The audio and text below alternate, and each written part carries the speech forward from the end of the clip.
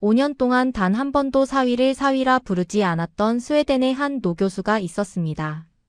결혼식에도 손녀의 탄생에도 마음을 닫고 딸에게 이렇게 말했던 사람입니다.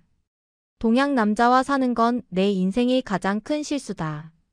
그런데 어느 겨울 그가 2달간 여행을 떠난 사이 한국인 사위가 장인의 집 바닥을 전부 부쉈습니다.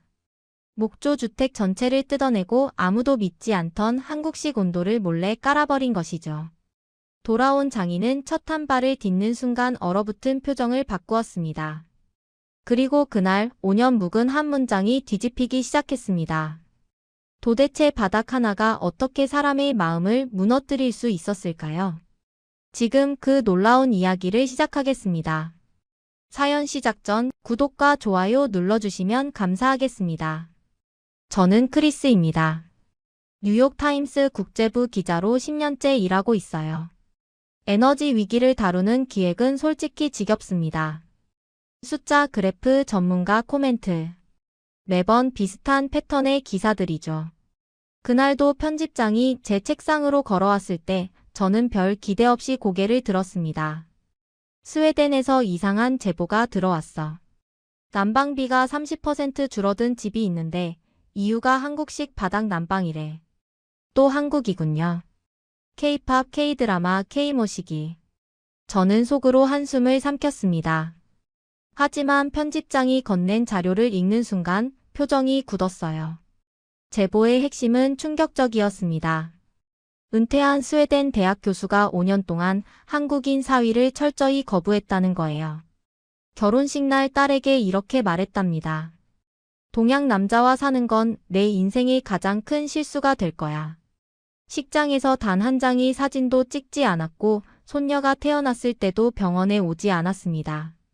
크리스마스 저녁 식사에는 사위만 빼고 초대했고 가족 모임에서는 그를 투명인간 취급했죠. 심지어 집에 들어올 때마다 투명인간 취급을 했습니다. 사위라는 단어를 입에 담지 않았던 거예요. 그런 집을 그 사위가 통째로 부쉈습니다. 장인이 2달간 유럽 여행을 간다고 했을 때 몰래 집 바닥을 전부 뜯어냈어요. 19세기에 지어진 목조 주택이었습니다. 현지 건축 규정도 맞지 않는 공사였죠. 바닥을 뜯는 순간 집이 무너질 수도 있었고 배관 설치 실수 하나면 집 전체가 물에 잠길 수도 있었습니다. 실패하면 가족 전체가 파탄날 상황이었어요. 더 충격적인 건 아내조차 공사 중간에 포기하자고 했다는 겁니다. 바닥이 모두 뜯긴 집을 보며 울었다고 하더군요. 하지만 사위는 멈추지 않았습니다. 회의실에서 동료 기자가 물었어요. 이거 진짜야? 과장된 드라마 아니야? 데이터 팀도 회의적이었습니다. 하지만 편집장은 달랐어요. 이건 단순한 기술 기사가 아닐 수 있어. 유럽의 에너지 패러다임이 바뀌는 시작일지도 몰라. 제보 메일 마지막 문장이 머리에서 떠나지 않았습니다. 그 교수는 5년 전 딸에게 말했습니다. 네가 틀렸다는 걸 언젠가 알게 될 거라고. 지금은 사람들 앞에서 그를 내 사위라고 부릅니다. 믿으시겠습니까? 의심과 호기심이 뒤섞였어요. 처음에는 가서 이 이야기가 과장인지부터 확인하자고 생각했습니다. 하지만 문득 떠올랐죠. 만약 이게 진짜라면 바뀐 건 난방비만이 아닐 거라는 생각이요. 한 가족의 5년간 갈등이 어떻게 해결됐는지 그 과정에는 분명 우리가 놓치고 있는 무언가가 있을 겁니다. 5년 동안 사위를 거부한 노 교수가 무엇 때문에 마음을 바꿨을까요? 저는 스웨덴행 티켓을 예약했습니다. 단순한 에너지 기사가 아니라 한 가족의 전쟁터를 취재하러 가는 기분이었죠. 공항으로 가는 택시 안에서 저는 제보 메일을 다시 읽었습니다. 네가 틀렸다는 걸 언젠가 알게 될 거야. 이 문장이 어떻게 뒤집혔는지 그 순간을 목격하고 싶었어요. 과연 따뜻한 바닥이 차가운 마음까지 녹일 수 있을까요? 스톡홀름에서 기차를 갈아타고 작은 대학 도시로 들어가자 공기가 차가웠습니다. 하늘은 낮게 내려앉았고 붉은색 목조 주택들 사이로 연기가 퍼졌어요. 기차역에서 나오는 순간 내 숨도 하얗게 얼어붙었습니다. 먼저 만난 건 장인의 친구라는 노교수였어요. 카페 구석자리에서 그는 내게 말했습니다. 그 집 원래 이 동네에서 제일 추운 집이었어. 에릭은 평생 엘리트였지. 자기가 옳다고 믿으면 절대 굽히지 않아. 5년 전 딸 결혼식 때도 식장에 나타나지 않았어. 딸이 울면서 전화했는데도 말이야. 가슴이 먹먹해졌습니다. 드디어 문제의 집 앞에 섰어요. 문을 열고 들어서자 한국인 사위의 아내 에바가 나를 맞았습니다. 그녀의 손에는 오래된 나무 바닥 조각이 들려 있었어요. 이게 원래 우리 집 바닥이었어요.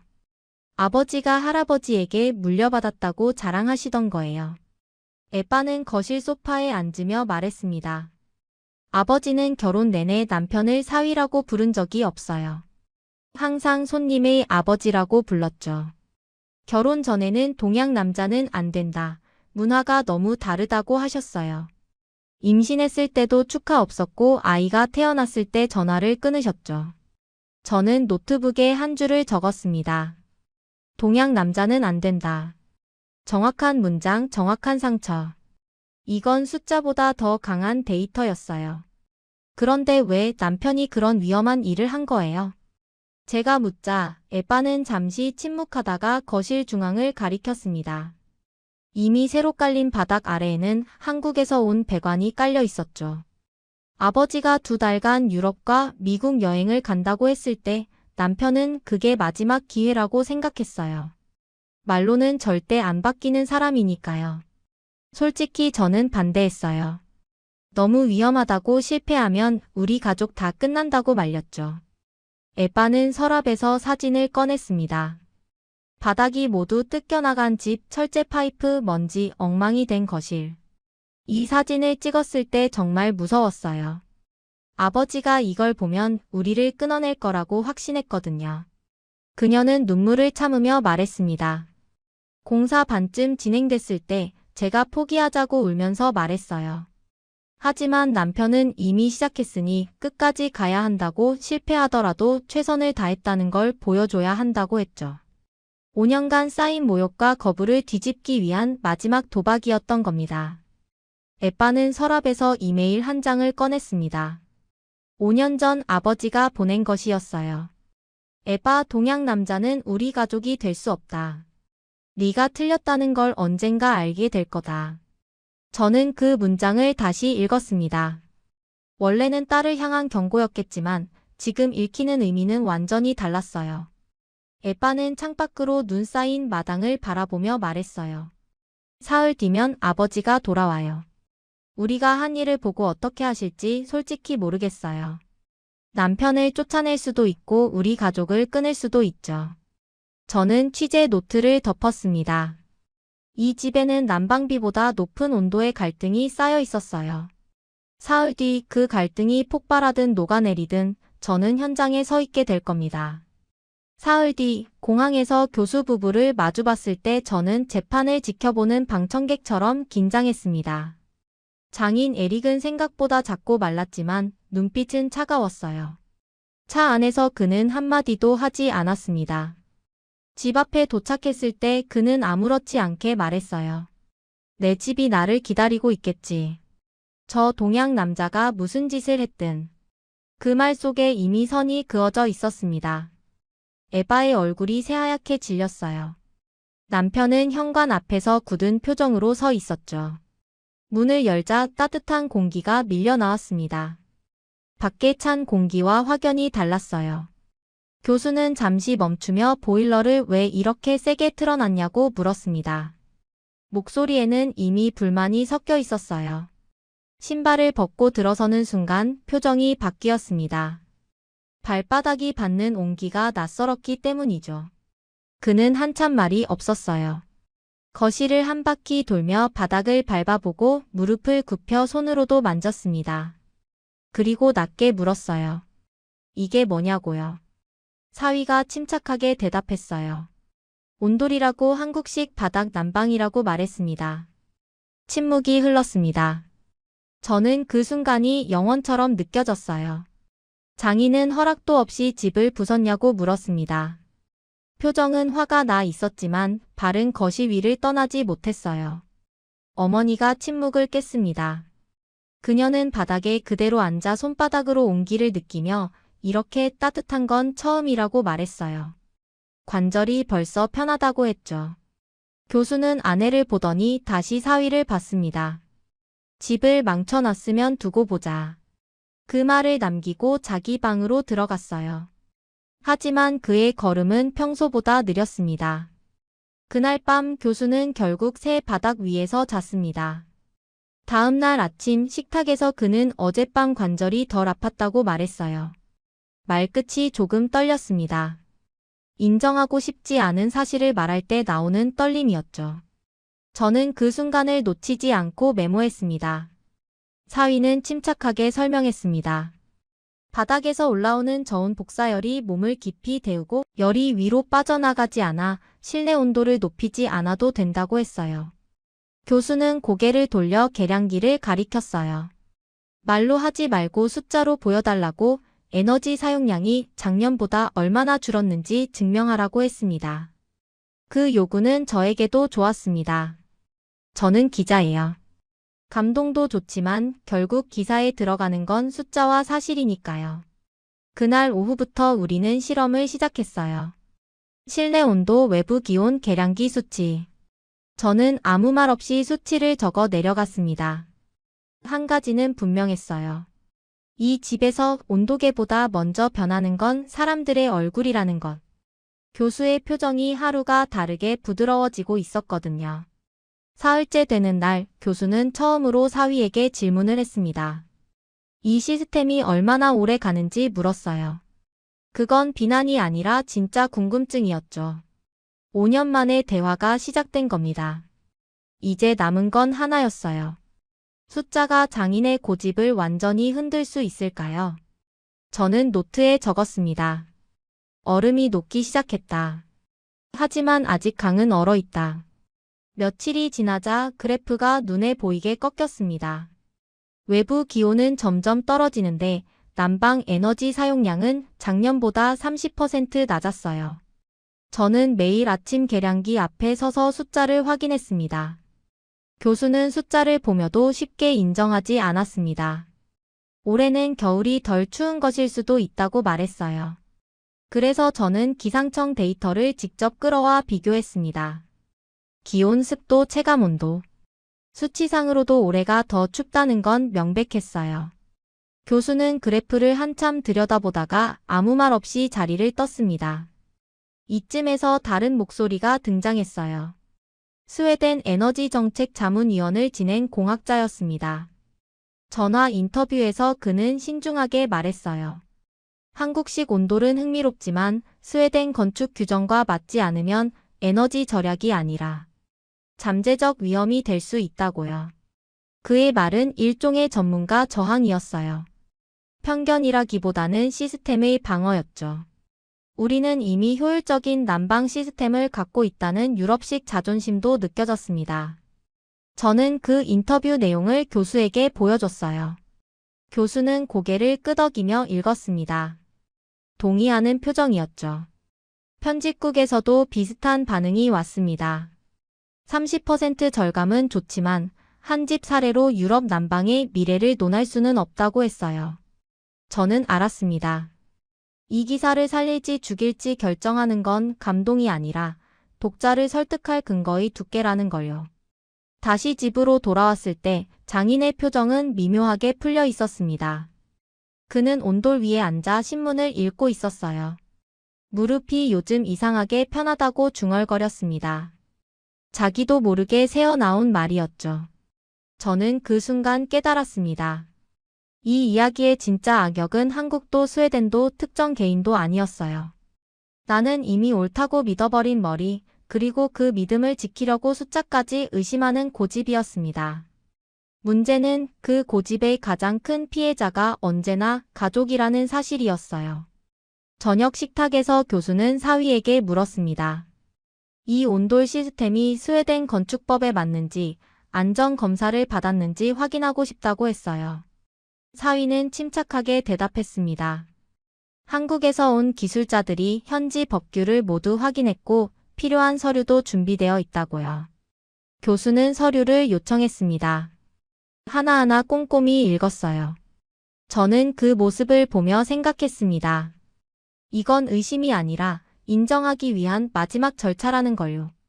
서류를 다 읽은 교수는 천천히 고개를 끄덕였어요. 법적으로 문제없다고 말했습니다. 그리고 한참 침묵하더니 처음으로 사위의 눈을 똑바로 보며 물었습니다. 왜 이렇게까지 했느냐고요. 사위는 잠시 망설이다가 대답했습니다. 말로는 설득할 수 없다는 걸 알았다고요. 그래서 몸으로 느끼게 하고 싶었다고요. 교수는 아무 말 없이 고개를 돌렸습니다. 하지만 저는 봤어요. 그의 눈가가 붉어지는 걸요. 이 고집이 마지막까지 버틸지 아니면 스스로 무너질지 결정적인 장면이 곧 다가오고 있었습니다. 저는 노트에 적었어요. 숫자가 고집을 흔들었다. 이제 마음이 무너질 차례다. 일주일이 지나자 변화는 집 밖으로 새어나가기 시작했습니다. 교수의 오랜 친구들이 집에 찾아왔어요. 에릭의 집이 그렇게 따뜻해졌다는 게 사실이냐고 물었죠. 그들은 장난 반, 의심 반으로 신발을 벗고 거실로 들어왔습니다. 처음 바닥을 밟는 순간 모두 같은 표정을 지었어요. 말없이 서로를 바라보는 그 미묘한 놀라움. 한 사람은 양말을 벗고 맨발로 바닥을 느꼈습니다. 다른 사람은 무릎을 꿇고 손바닥을 댔어요. 입을 다물지 못하는 사람도 있었죠. 그때 교수의 입에서 믿기 힘든 말이 나왔습니다. 우리 사위가 깔아준 거라고 말했어요. 우리 사위. 저는 속으로 그 단어를 몇 번이고 되뇌었습니다. 5년 동안 한 번도 쓰지 않았던 단어가 이렇게 자연스럽게 튀어나오는 순간을 저는 그대로 기록하고 있었어요. 친구들 중 한 명이 물었습니다. 이거 자기 집에도 설치할 수 있냐고요. 사위는 조심스럽게 답했습니다. 시간이 좀 걸리겠지만 가능하다고요. 저는 그 대화를 듣고 깨달았어요. 이건 더 이상 한 집의 이야기가 아니라는 걸요. 그날 밤 에빠는 내게 사진 하나를 보여줬습니다. 공사 당시 바닥이 모두 뜯겨나간 집 내부 사진이었어요. 철제 파이프 먼지 엉망이 된 거실. 그녀는 조용히 말했습니다. 그때는 정말 무서웠다고요. 아버지가 이 사진을 보면 그 자리에서 자기들을 끊어낼 거라고 확신했다고요. 저는 느꼈습니다. 이 집에서 벌어지고 있는 일은 단순한 인테리어 성공 사례가 아니었어요. 위험을 감수한 한 번의 결단이 마을 전체의 시선을 바꾸고 있었으니까요. 요양원을 운영하는 이웃도 찾아왔습니다. 노인들 대부분이 관절염을 앓고 있는데 이 바닥이 도움이 될까 싶다고 했어요.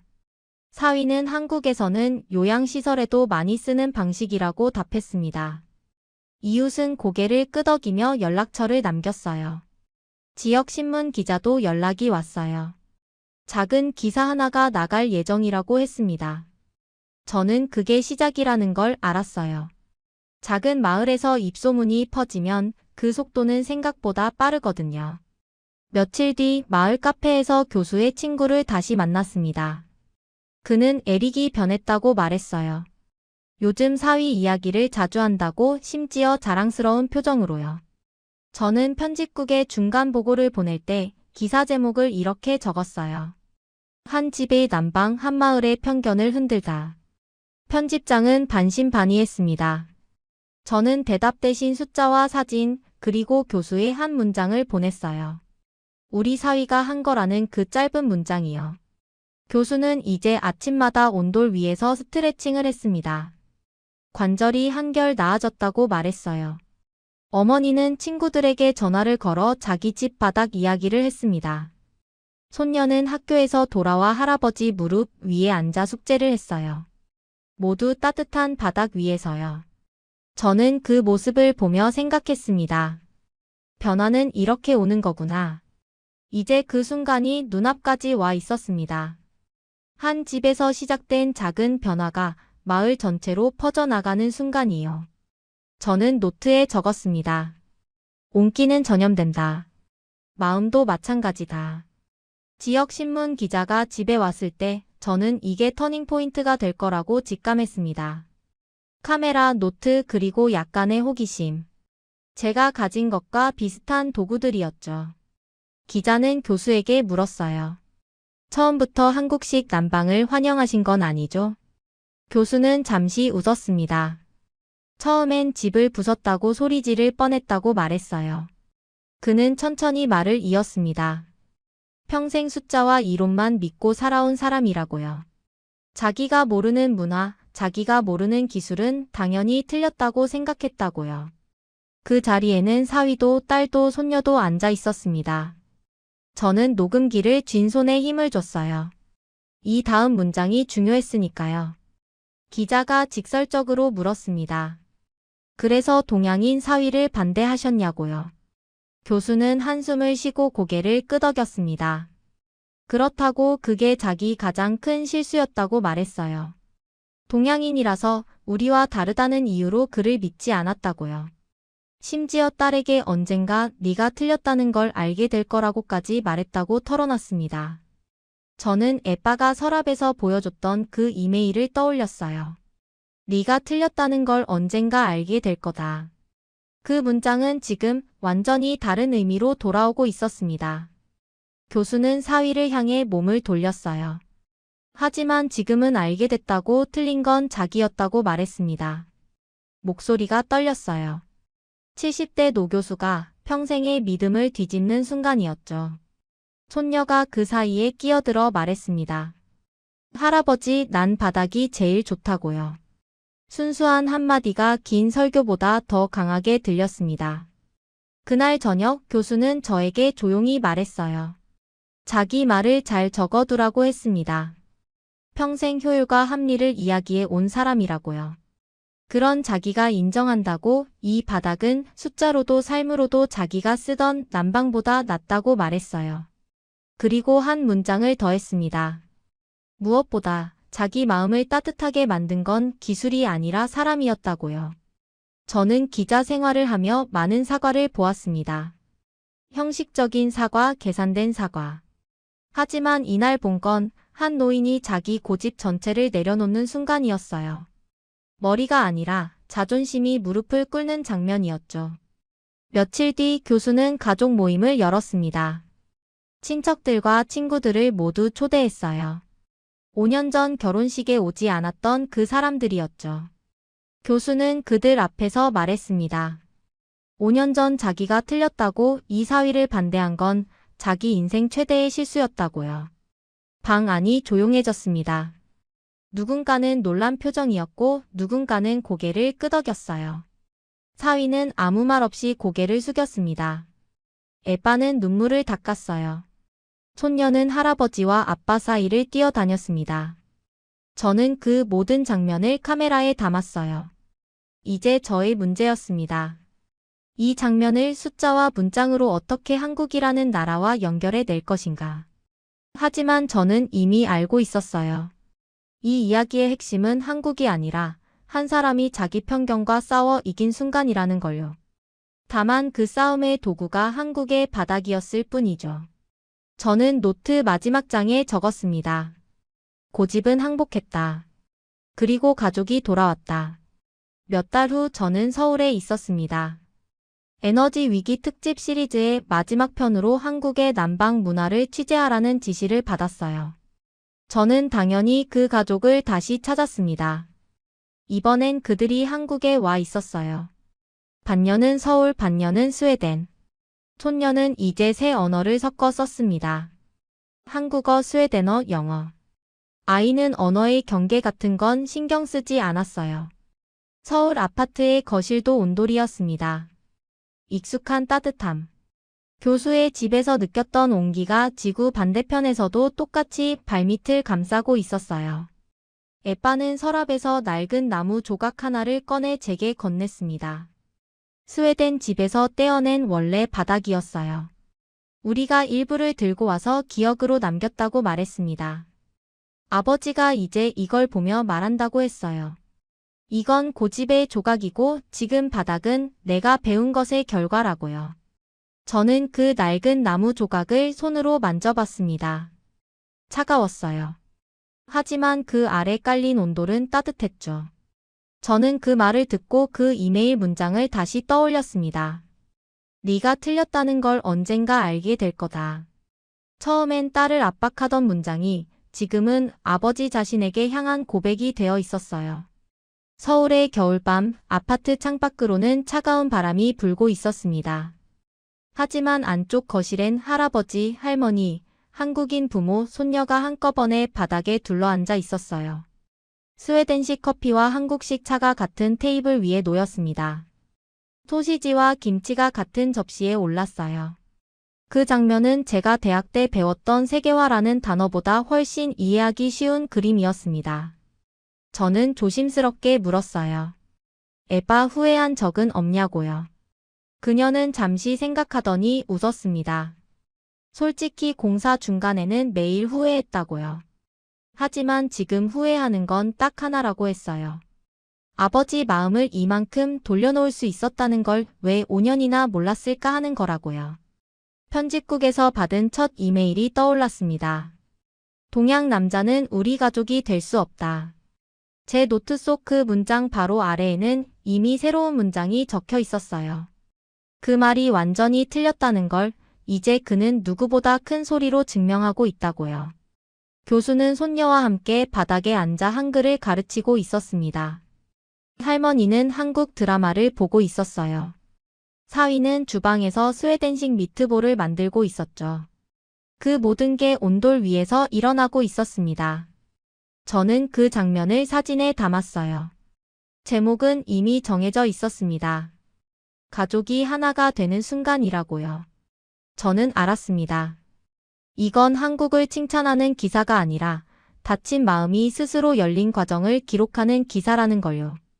다만 그 열쇠가 한국의 바닥이었을 뿐입니다. 교수는 제게 말했어요. 이제 스웨덴으로 돌아가면 이웃들에게도 온도를 소개하겠다고요. 그들도 이 따뜻함을 느껴야 한다고 했습니다. 5년 전 동양 남자는 안 된다고 말하던 그 사람이요. 저는 노트 마지막 페이지에 적었습니다. 바닥이 따뜻해지자 마음의 문이 열렸다. 그리고 가족이 하나가 됐다. 기사 마감 날 저는 편집장에게 최종 원고를 보냈습니다. 제목은 이렇게 달았어요. 바닥이 따뜻해지자 말이 달라졌다. 편집장은 처음으로 길게 답장을 보냈습니다. 이건 단순히 에너지 기사로 분류하기엔 아깝다고 문화와 가족, 편견과 기술이 다 들어있다고 했어요. 저는 스스로에게도 질문을 던졌어요. 이 이야기를 취재한 뒤 내 시선은 뭐가 달라졌을까요? 정직하게 말하면 저도 처음엔 장인과 크게 다르지 않았습니다. 익숙하지 않은 문화, 낯선 기술에 피로감을 느끼며 기사거리를 골라왔거든요. K-팝, K-드라마 하는 단어들을 보면 자동으로 한숨이 나왔어요. 하지만 스웨덴의 작은 집에서 한 노인이 자신이 했던 말을 뒤집는 장면을 보면서 저는 깨달았습니다. 진짜 변화는 거대한 정책이 아니라 내가 틀렸을지 모른다는 한 사람의 인정에서 시작된다는 걸요. 한국의 온돌은 그 인정까지 데려가는 통로였습니다. 발바닥에서 시작해 마침내 마음까지 데운 열이었어요. 숫자로 증명되고 몸으로 느껴지고 입으로 고백되는 과정이었죠. 저는 결심했습니다. 앞으로 한국을 다룰 때 숫자로만 설명하지 않겠다고요. 한 사람의 마음이 어떻게 움직였는지 그 과정을 끝까지 따라가겠다고요. 그게 진짜 저널리즘이라는 걸 배웠으니까요. 언젠가 제 고향인 미국에서도 이 이야기를 전하고 싶었습니다. 우리가 다르다고 쉽게 밀어낸 사람들 정말 그렇게까지 다른가요? 언젠가 우리도 내가 틀렸다는 걸 인정할 수 있을까요? 뉴욕 사무실로 돌아온 날 동료 기자가 물었습니다. 스웨덴 취재 어땠냐고요? 저는 짧게 답했어요. 바닥 하나가 가족 하나를 바꿨다고요. 저는 노트북을 열어 사진 한 장을 보여줬습니다. 교수가 손녀와 함께 온돌 위에 앉아 한글을 가르치는 사진이었어요. 5년 전 동양 남자는 안 된다고 말하던 그 사람이요. 마지막 문장을 적을 때 저는 그 집의 바닥을 떠올렸습니다. 눈 내리는 스웨덴 밤, 모두가 신발을 벗고 모여 앉아 서로 다른 언어로 웃던 장면이요. 따뜻한 바닥 하나가 한 가족을 바꾸고 한 마을을 흔들고 멀리 떨어진 미국 기자의 머리까지 데웠습니다. 세상을 바꾸는 일, 어쩌면 거창한 것이 아닐지도 모릅니다. 어느 추운 나라의 작은 집, 그 바닥을 한번 따뜻하게 만드는 것. 저는 마지막 줄을 이렇게 남겼습니다. 한국의 온돌은 스웨덴의 집을 데웠고 그 집은 제 취재 인생을 데웠습니다. 이제 남은 건 우리가 서로의 마음을 몇 도까지 올릴 수 있느냐 하는 질문뿐이에요. 저는 노트를 덮었습니다. 그리고 생각했어요. 다음 취재지는 어디일까? 어떤 따뜻함이 또 다른 사람의 마음을 녹이고 있을까? 저는 이제 그런 이야기를 찾아 나서는 기자가 되고 싶었습니다. 숫자와 그래프 뒤에 숨은 사람의 이야기를요.